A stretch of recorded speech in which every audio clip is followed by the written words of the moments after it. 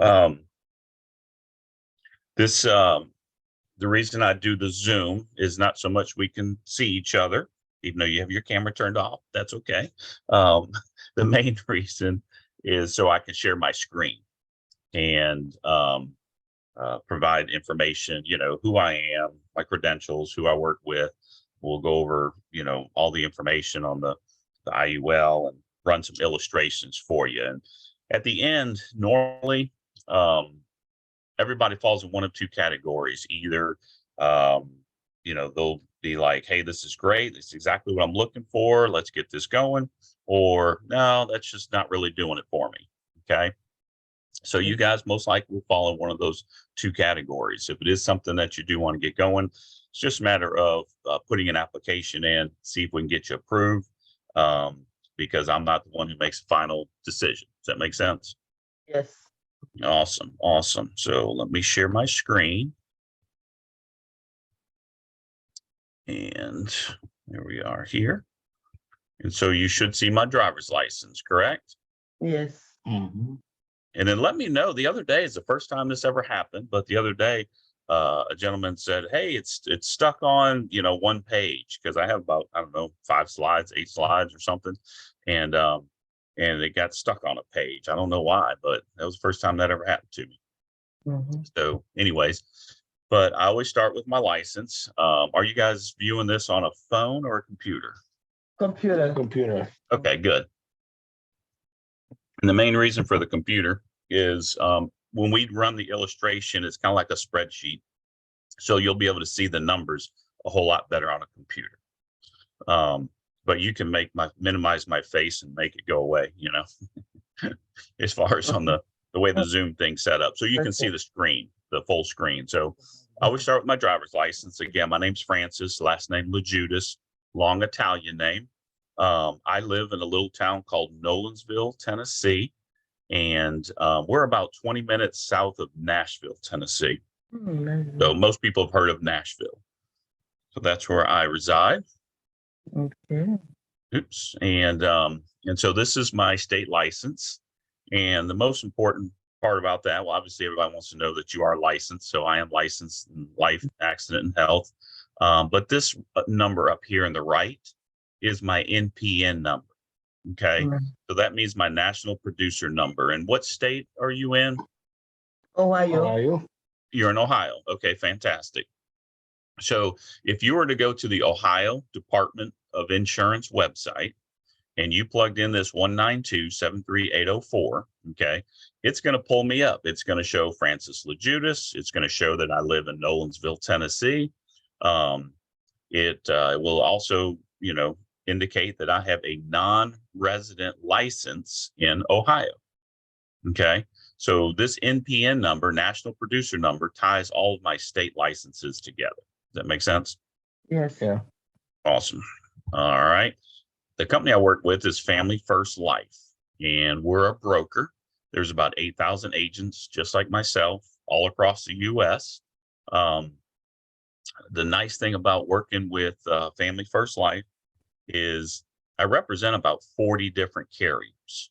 So I don't have one specific carrier that I'm trying to fit everybody into. I have something for no matter what the situation is. If somebody's looking for just general life insurance, I have that. If somebody's retiring and they're looking to roll over their 401k or IRA and protect that nest egg that they've built, we would use like Athene, or we might use Americo, or we might use F&G, okay, and put them into a fixed index annuity that's going to help protect their money and grow their money, okay? Today, though, we're going to talk about National Life Group, which is this big green box right here, logo right there. But down in the lower right, the reason is because they're ranked #1 with us. They're A+ rated, okay? So they're a very solid company. They have over $33 trillion in assets, and they're also over 170 years old. So I do believe they are our oldest carrier. So they've been here way before us, and they're going to be here way after us. Okay. Mm-hmm. So what we do is we help protect human capital, and we do that through our life insurance, through our Index Universal Life, our whole life, or our term life, and also the living benefits that goes along with the index universal life. But we also help protect financial capital, and we do that through the index universal life as well as the index annuities. And it's the indexing component that really helps us protect the financial capital. And I'll show you that in a couple slides.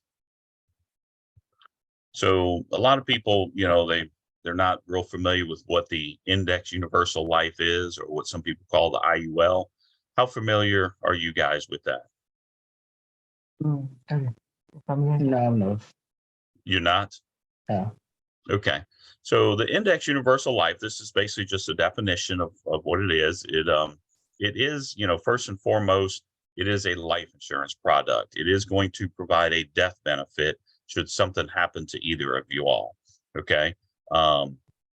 If it also builds cash value during the lifetime of the policy, and it does that based on movements in a stock market index. Okay. So the index account is going to earn an interest rate that's reflected by the market performance. So as the market goes up, you participate in those gains.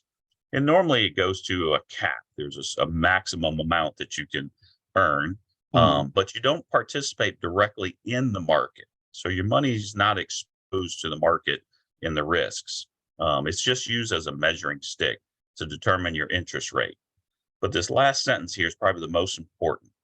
A 0% floor protects you against negative market performance. So you don't participate in the downside of the market. You only participate in the upside. And so this next slide is going to show you how that works. So this is the power of indexing. So this graph here goes from the year 2000 to the year 2010. So this is history. This has already happened. Okay, so we know, these numbers are accurate. You see, we're not projecting this into the future. Does that make sense? Yeah. So if you would have taken $100,000, okay, and put it into this red line, which is the stock market, the S&P 500, or put it into this blue line, the index fund, like your IUL, which has a cap and it also has a floor. Okay. So if you would have put that 100,000 in the year 2000, well, from the year 2000 to the year 2002, the market went down. Your $100,000 would have turned into 67,888 in the stock market. However, you're still at 100,000, excuse me, in your index fund because of the 0% floor. Okay, so it just held steady. You didn't make a lot of money, but you didn't lose any money either. So from the year 2002 all the way to 08 or 07, I'm sorry, the market went up. Well, so you participated in the gains all the way up. So your index fund would have had $158,051 in it, where your stock market funds only has $109,464. Okay, but that's way up from 67,888. Okay, now here in your index fund, you're at zero. Okay, you have the zero floor. Your gains are protected; they're locked in. But the market went down from 07 to 08 and dropped it down to 64,000 from 109. So here, you didn't make a lot of money, but you didn't lose any money. So your gains were locked in because of the 0% floor. Then the market went up, and so you participate in those gains, ending at a $202,000, which is 102.55% gain, as compared to a 7.42% loss. So this just kind of shows you the power of indexing, and where that power comes from is this downside protection with your 0% floor, because the market's always going to go up. It's always going to have some down times, and it's going to go up and it's going to have some down times. Well, you lock in these 0% floors, protect you against that loss and allow you to just participate in the gains. See how that works? Yeah. Yeah. So it's very powerful. All right. And then how familiar are you with the S&P 500? No. No, not that familiar. Okay, so the S&P 500, the Standards and Poor 500, is probably the oldest index that's been tracking this, stocks since probably the beginning of time, I guess. since the stock market started, but basically the S&P 500 just analyzes the top 500 stocks in the US. And is probably the most widely known, most widely renowned stock market index. So it's not something you can invest into. It's all used for analyzing. And so these are just a sampling of some of the stocks that make it up. It's very diverse. So you have, gasoline, you have retail, you have credit cards, pharmaceutical, just all kind of different companies so it makes it very diverse. And so it's probably the best measuring stick of how the market is doing. But there are also other indexes like Credit Suisse, US Pacesetter, NASDAQ qualified. There's various different indexes. And the indexing came out as far as using the different funds in the 90s. Okay, and that's where the Index Universal Life kind of tied on to that index to create that product of the Index Universal Life.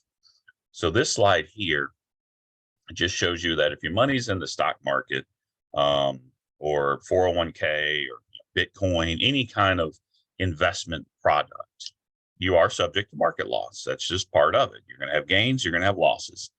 But when it comes to the Index Universal Life, you have a 0% floor. So you have a 100% guarantee that you're never going to lose money in your Index Universal Life.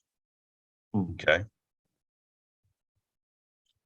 And then this last slide here, these are the reasons that most of the people that I work with acquired IUL. One, some people, they just want the death benefit. They want a permanent life insurance product. This will take you to your 120 years old, so you can't outlive it. Some people want tax-free cash accumulation. Some, the safe growth, as we went over, the zero is hero. Living benefits. Are you guys familiar with the living benefits? I heard about it, but okay. So what the living benefits are when it comes to an IUL? How old are you guys? 54 almost, and 47. Okay, so you're at the age that this could happen to you, which would be like a heart attack or a stroke or Alzheimer's, dementia, God forbid if that did, but you're not in your 20s, where normally at that age it would be, more of an accident that would cause a disability. Okay. So what the living benefits does is if you become disabled to the point where you can't do 2 of the 6 daily living tasks because you had a heart attack, stroke, cancer, Alzheimer's, you name it, any kind of issue there, a bad car wreck, where you maybe took head trauma or something, you're just not right, you're not able to work anymore, then you can pull money from this policy, the face amount of the policy, not the cash accumulation, because cash accumulation takes time to build up. The face amount, though, starts from the day one, if you will. And so the reason they call them living benefits is because you're able to access that money while you're still alive. And so it's just a very, it's kind of like it replaces any kind of long-term care or disability insurance, that might be needed. So that's just an added benefit that comes with the Index Universal Life. But you can also be your own bank, and I'll show you that in the illustration, and you can leave a legacy, meaning, do y'all have any children? Yes. Yeah. Okay. So as you guys pass in your 80s and 90s and beyond, you'll see how this gets really huge. And so you're able to, leave money to your children, in a sense, leave a legacy. So of those, which would be most important to you?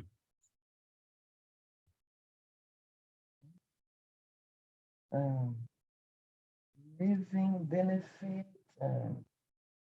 Provide a death benefit. Yeah. Okay.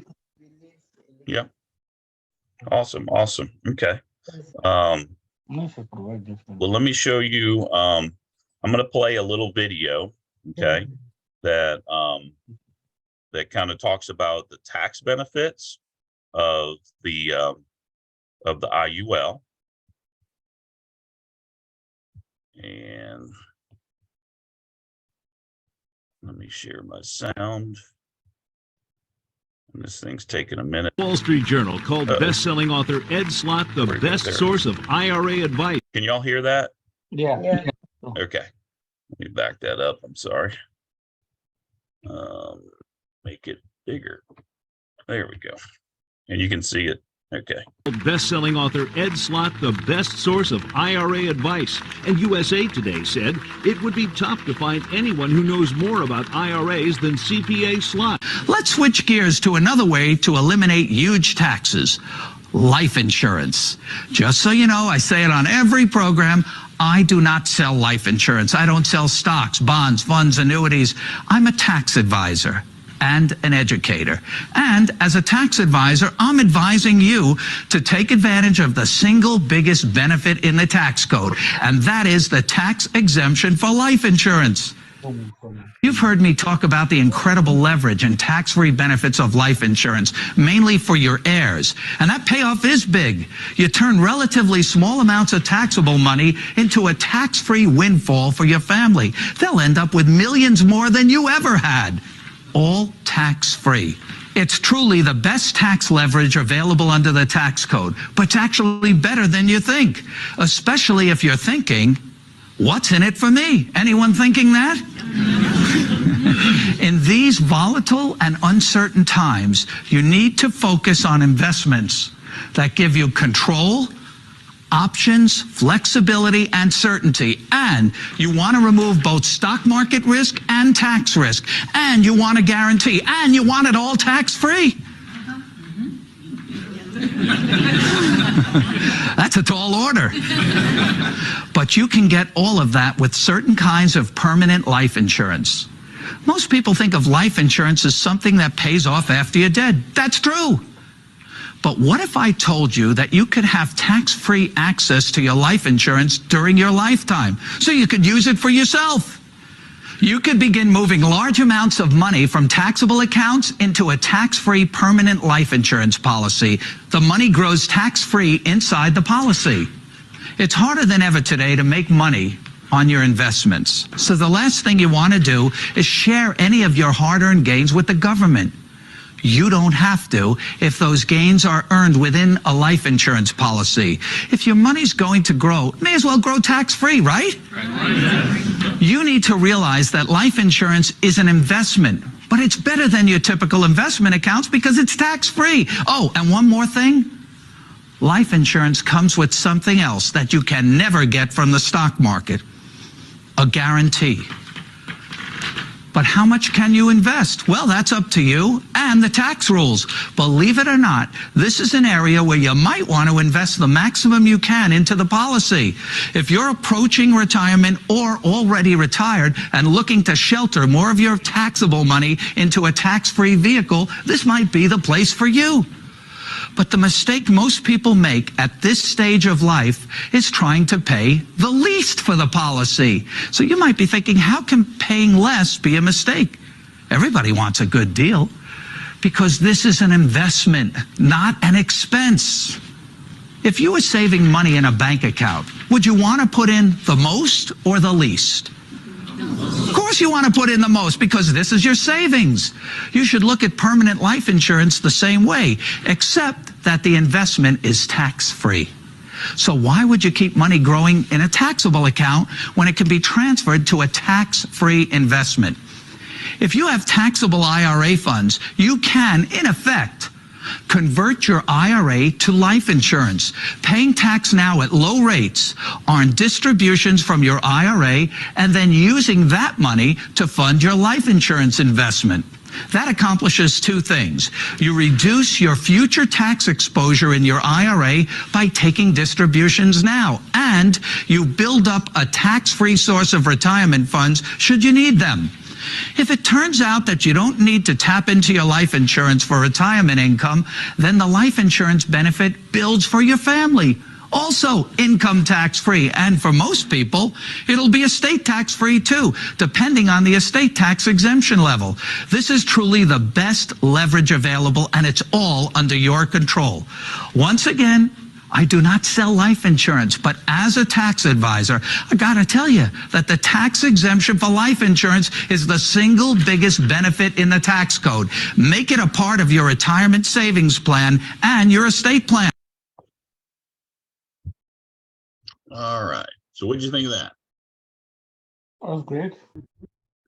Interesting, huh? Okay. Any questions? No, it was clear. Okay. So what I want to do is I'm going to open up National Life Group right now, and we can go over like an illustration, okay, to show you what this would look like based on, you know, one of you, both of you, however you might want to do that. And you, I think you had told me, Gladys, but again, what's the main thing that you guys are looking for?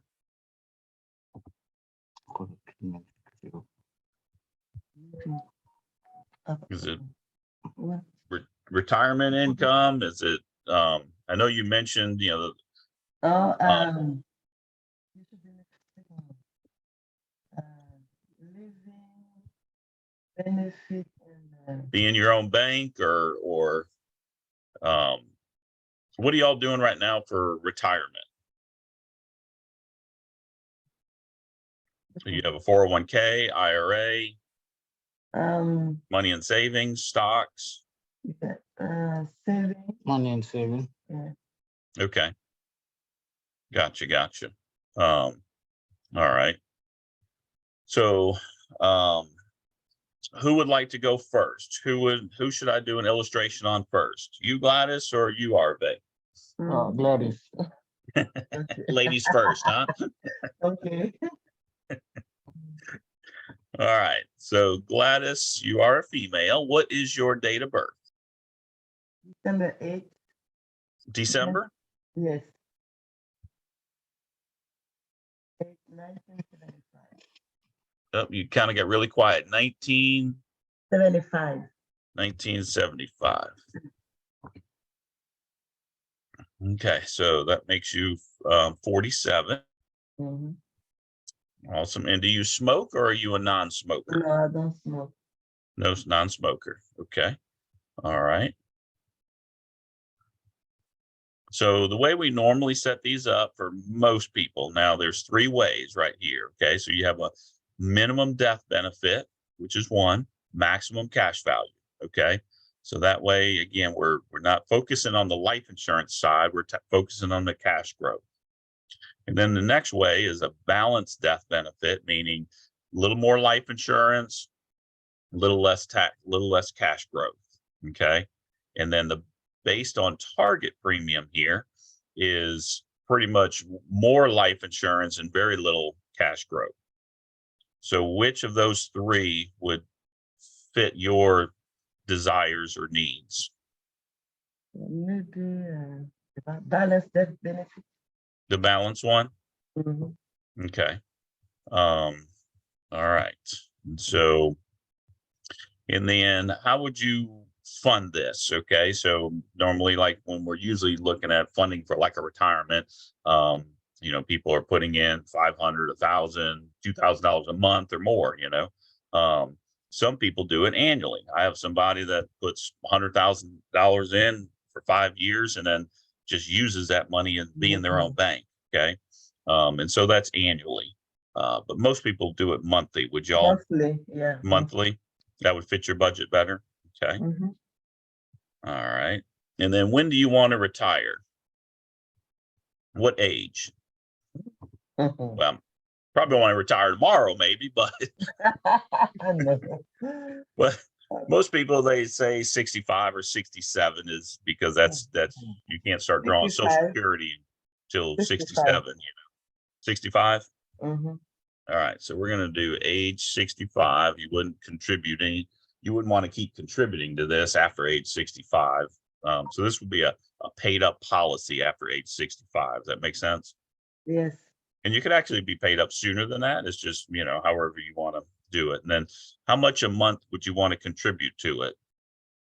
And that'll help the cash growth. That'll also give you a little more death benefit. Mm-hmm. Mm. Mm.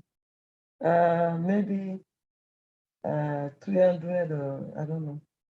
Okay, well, we'll do 300. That's the number that you mentioned. So again, this is just an illustration to Mhm. show you what this is going to look like for you. So we can go, up, down, and you can make changes throughout the life of this policy. That's what kind of the reason they Okay. call it a universal life policy. It has flexibility.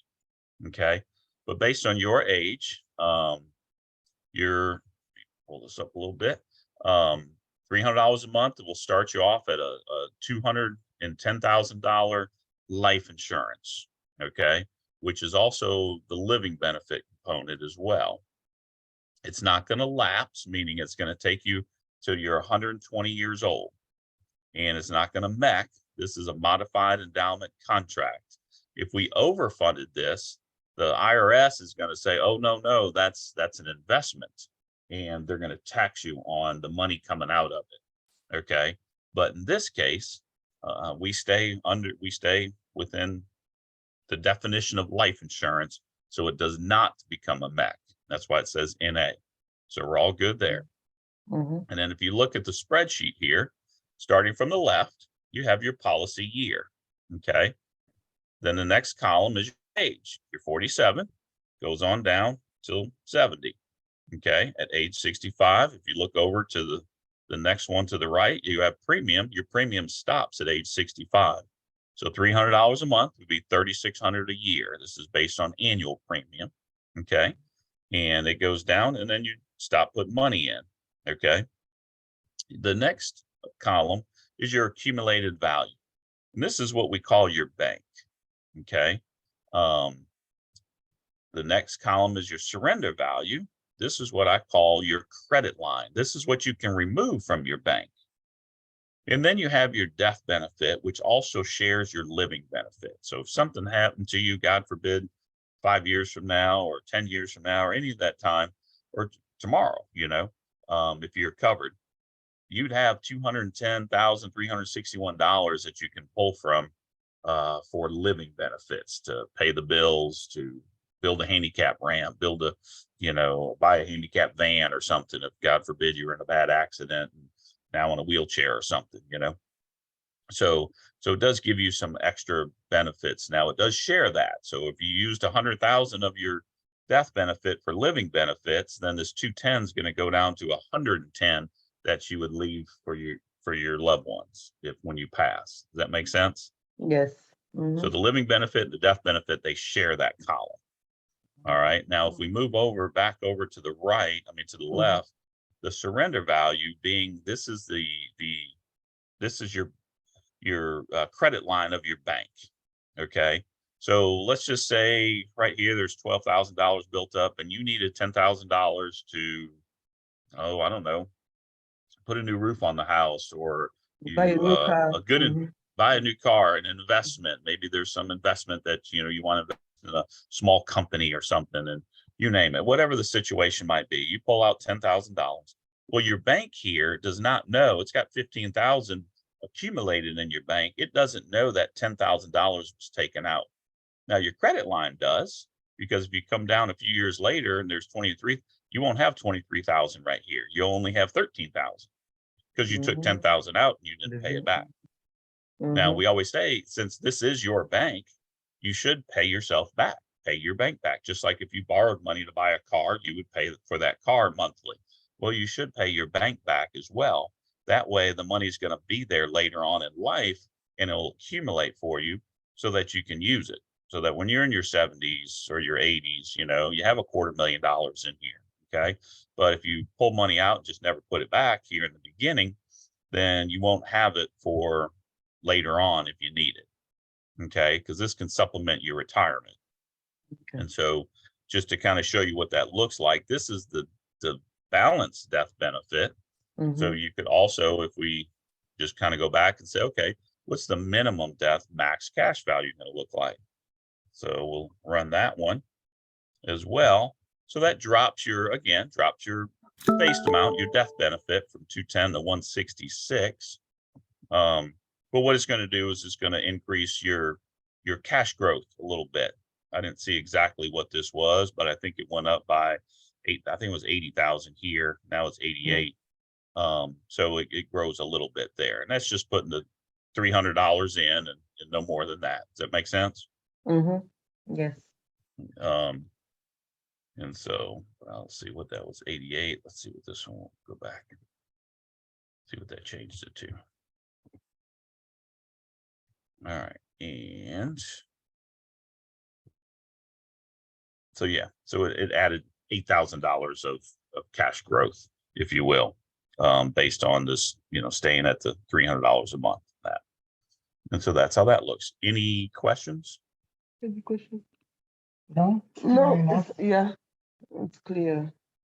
Okay. Does that look like this is something that will accomplish what you're looking for? Yes. Okay. Awesome. Awesome. Well, let's run one for Arve. Oops, why is that not working? Okay. Male. And what's your date of birth? January 7, 1969. 19 what? 69. 69. 69. And you said January 7th, correct? Yes, sir. So you're 53, gonna be 54, right? Yeah. Okay. Yeah, because it bumps your age if you're closer than 6 months to your birthday. Yeah. Yeah, okay. And then, so if we, basically left everything the same, now, would you want the minimum death max cash or balanced death Yeah, benefit? minimum. Like, Non, fais changer. Take something different. No, Faut prendre ça. là. no. so we'll do minimum death max cash. Oh. And so that's going to drop your death benefit even more because you're older and you're a male. Us men don't live as long as women, so it tends, it gives you less because a portion goes to the life insurance and the rest of it goes to accumulating cash value. Okay, so this would give you 87,000, and if you only paid into it for 12 years, again, it's not going to lapse. Okay, so what that means is if we go down here all the way to the bottom, it's going to take you to your 120 years old. At that point, and this is how you leave a legacy. If you live to your 120, you'd leave $1 million behind. Okay, but most people are going to pass somewhere, 101, 80s, 90s. So you're probably going to leave somewhere around $250,000 behind. Does that make sense? Yeah, it does. And you haven't put any money in it since you were 65. So it gives you a permanent life policy. What happens here, if you notice, the death benefit goes from 87,000 and then it starts growing 92, 98, 104, etc. As the accumulation value grows, it adds to your death benefit.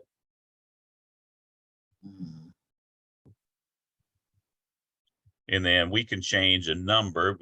Would $300 be the number, or would you want to put more, or where would you want to be, Arve? Around that. Around Or that. Okay. Maybe a little bit less, but around that. Okay. And so would you want more death benefit or less death benefit?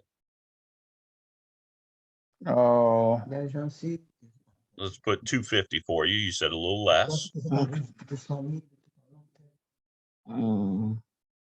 We run the balance. Let's see what that does on you. We did that. We ran that on Gladys, and I dropped it down too. So I've dropped you to 250 a month. Okay, down from 300, and that puts you up over 100,000, 106. Okay, and then if you stop putting money into it at age 65, you put your accumulation or your cash growth is 28,000. Not a huge amount, but you hadn't put a lot in it either. We can't do that because it's lapsing on us. So we have to make a change. I just realized that. Okay, so I'm not sure why it didn't automatically adjust that. Let's see if it's going to lapse on the minimum. Why would it not automatically? Yeah, it got you there. So that brought you to 72,000. So we'd probably, if you wanted to go less than 300, we'd want to put you somewhere between 72 and 100,000, because 100,000 it doesn't have enough funds in it. We stopped putting money in it just in 12 years to last the rest of your life. Okay. Okay. So in this case here, we could add a little bit, and if you wanted to again stay under the 300, we could go to, let's just say 90,000. Trying to go between, and nope, it lapsed at age 53. There you go. So we could do 85,000 based on a $250 a month premium. And that's still going to give you, you know, some cash growth. You got 32,000 here when you're 65, 85,000 in death benefit, and it'll start growing when you're, well, 89, it'll start going, or 87, goes from 85 to 90 to 90, it'll keep growing from there. Yep. Can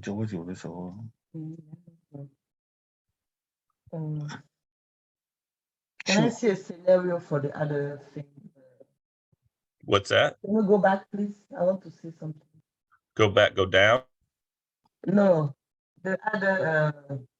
go back to here. Yes. What about the base on the target premium? Can I see Oh, what- based on target premium. Mhm. Okay. So what that'll do is just give a little bit more, I don't know why it's doing that, but it's, oh, because we upped the, did I up the, oh, for some reason, yeah, I'm not sure why it's doing that. It's really weird because at 250, it's saying a lapse in 33 years. So, oh, that's because we're only putting in till we're age 65. So based on target premiums, really, if you pay it till the end of life, you know, treating it like a whole life policy where you pay for it your whole life. And usually when we build these, we build them to where you stop paying at a certain amount of time. So it says if we would have made, if we change this to what we call M, maturity, then it's going to, it won't lapse on us. There's no lapse year. Okay. However, you're paying into it. So it's 108,000, but then you'd pay on into it for the rest of your life. Well, you don't really want to pay into it for the rest of your life. You know, you want, when you're retired, you normally have less money coming in. So you don't need that extra expense. Does that make sense? Yes. So what we try to do is, so then what we want to do is we'll do a happy medium, and that's kind of where I came up with the 85. Or if you wanted to put that at back to 300 between now and 65, you know. So we would do this at age 65. We just did that at 300, and then, you know, did your balance. That's kind of where we started. Oops, nope, that jumped us up again and gave us a, again, because we slowed it down here. Let's see if this one will, there we go. So this one will, you know, just by going, dropping the face amount down, again, 87, 85, that was kind of where we were. We probably could go to 90 on this one, and it would take you to the end of life. You can't outlive it. And so that's the main thing. You don't want to have outlive it, and you want to be able to utilize the funds inside of it for whatever you need during your lifetime, and especially during retirement. Okay, but for the premium, like example, if I put like 300 each month, and if it happens that I have more money, can I put like sometime put 400, or I have to put the same amount? No, you can adjust that. You can, you know, you could literally adjust it monthly if you wanted. That'd be a pain. But you know, each year, if you wanted to say, hey, I'd like to put a little bit more in, or maybe I need, you know, something changed. I've got more expenses going out because we needed to pay for something for one of the kids, you know, and then I need to put a little less in. So you could in year 6 put $200 a month in, or $100 a month in, or we would run what's called an in-force illustration to make sure that it's not going to lapse, and to make sure if you decided, hey, I'd like to put $500 a month in, it's not going to turn into what we call a MEC. So those are the two things that we would make sure don't happen. We want it to last. But yes, you can make a change to that $300 and technically could do it monthly. You could go to 300 back to 200 up to 400 down to, but that would be a pain. Most people would do it, change it in the middle of the year, change it at the end of the year, when we do an annual review, that kind of thing, when you kind of know your budget and what's going on. Like, hey, let me add a little bit more to this so I can get, build up my bank, or build up my death benefit. Maybe I want more death benefit, that kind of thing. So just however you want it, we would make sure that you just don't lapse and don't turn into a modified endowment contract. Okay. Yep. So it's just a matter of putting an application in and, getting you guys approved. We always start with an illustration like this. So we figure out what fits your budget right now. If 300 doesn't fit your budget, well, let's do 200 or whatever it might. And, and then maybe next year, hey, I know I'm getting a raise, or I'll get a bonus, and I'll drop into there, and we'll keep it at 200, but I'll drop that bonus in here, $1,500 or $2,000 or something. I have a quick question. Yes. For example, my wife can subscribe, and I can subscribe differently, 2 different applications, or she's the only one to subscribe. How the beneficiary and everything works if one person subscribes. You faded Can out we, there. can we subscribe as a couple or individually? It's individually. Okay. Yeah. Because these are each based on your life. So, Okay, I see. and then you can always put most of the time you would put the other as the beneficiary. So if something did happen, that money would go to the other one. But yeah, it's not like a family policy or anything. It's an individual. Yes. Individual, okay. Yeah. And what's the minimum age to start this? 0. I think they have to be 14 weeks old. So yeah, we have a lot of grandchildren that we put in. We start these because you start them with a little bit of money, and by the time they're in their 20s and 30s, they have a ton of money built up that they can use it to pay for their first house, to pay for college, to pay for, you name it. Yeah, because I was thinking about my kids too. I was like, Yeah. maybe yes. Okay, I see. Like I have 2 18-year-old and a 20-year-old, and I started them when they were 18 because that's when I got into insurance. And at just $100 a month, they'll both have like $350,000 when they're 65 built up in this. Okay. Yeah. Yes. Yeah. Non, je parle de toi. Tu passes les affaires, oui. Tu passes, c'est bon. So do you have time to do an application today? Yes. Okay, because it'll take probably about 25 minutes for each of you. No, my husband not gonna do it today. Just me for now. Okay. Yeah, that's fine. That's fine. Let me go back and put your date of birth in here, and you're in. So is Gladys your given name? Ahu first. I have 2 first names. Okay. AHOU. HAOU. No, the first one is A. The first letter A, and then HOU. Huh? And then space Gladys. GLADYS. Mm-hmm. And then you have a middle initial or name? P.